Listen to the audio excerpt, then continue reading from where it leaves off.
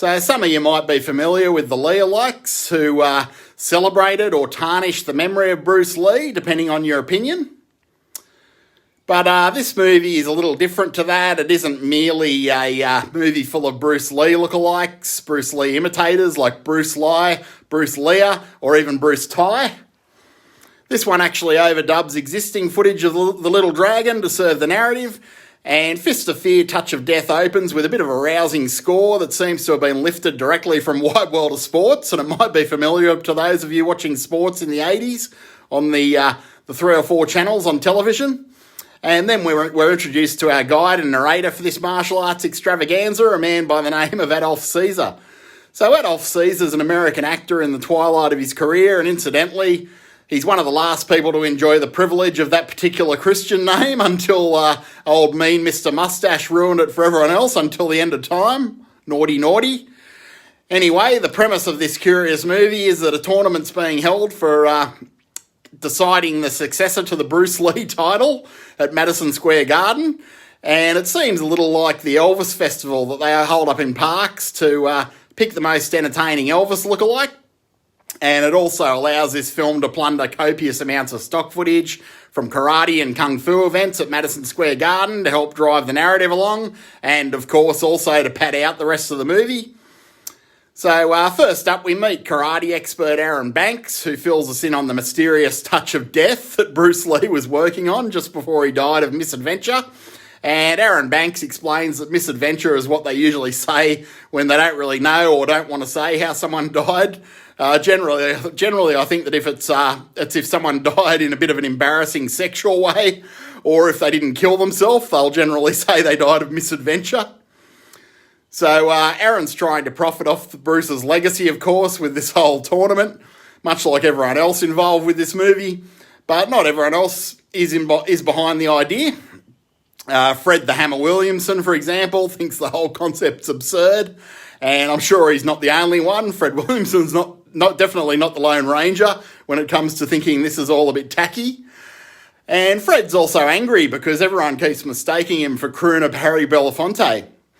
So after meeting several more martial arts luminaries of various degrees of competence and fame, this movie takes a different turn with a bit of a glorious documentary about the early life of Bruce Lee, using repurposed stock footage and all new overdubbed dialogue. And I have to say, this whole section's great. And let's just say that these documentarians aren't exactly Ken Burns when it comes to painstaking accuracy and research. They seem to do little to no research and just make stuff up. But it's all very compelling nonetheless, and you won't believe it exists. And then we're back to the present and treated to more exposition from contemporary kung fu practitioners as we get a bit closer to the Bruce Lee title and finding out who'll be the successor to the Bruce Lee title. And this part of the movie is full of amazing scenes. Adolph Caesar, for example, throws some serious shade on Lee-alike Bruce Lee. He observes that while the technique of Bruce Lee is accurate, the power clearly is lacking. Which is probably the kung fu movie equivalent of a woman telling a guy that it's a good size.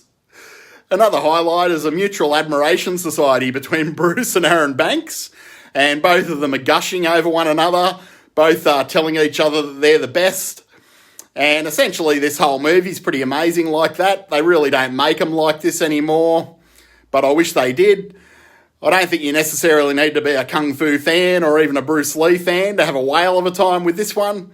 It really captures the vibe and the excitement of martial arts in the 70s and 80s. It was a very different time for martial arts. I mean, back in the 80s when I was a kid, martial arts really was a religion or a kind of cult, and everyone I knew that was involved had all the hallmarks of a religious zealot, to say the least.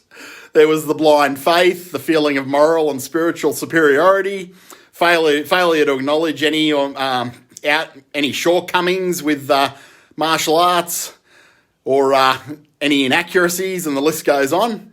And all the martial artists I knew seemed to be bong masters as well, which never really squared with the whole health and body being a temple ethos. Was smoking a big joint, never really squared with that to me. And then UFC came along and kind of made most of the grifters irrelevant and obsolete virtually overnight. There's some funny videos on YouTube of that happening. But I am getting off track here. I hope I've piqued your interest about 1980s Fist of Fear, Touch of Death here on the lobby card. It is a cool pastiche of many of the otherwise unrelated elements indeed. A lot of this movie is just loosely strung together with sticky tape. And this would make a great double bill with Bruce Lee Fights Back from the Grave. Both of these films do a good job of tarnishing Bruce's memory with doing a martial arts kata all over the grave of Bruce Lee. And something nice to enjoy with this one food-wise, well, it'd be hard to go past a nice old-school honey chicken with fried rice and a side of mini spring rolls, or egg rolls as my friends in the United States call them, and a Coke. So that's Fist of Fear, Touch of Death. It's free to watch right now here on YouTube and also on Tubi, I believe. I'll try and link to the description, link to the video in the description.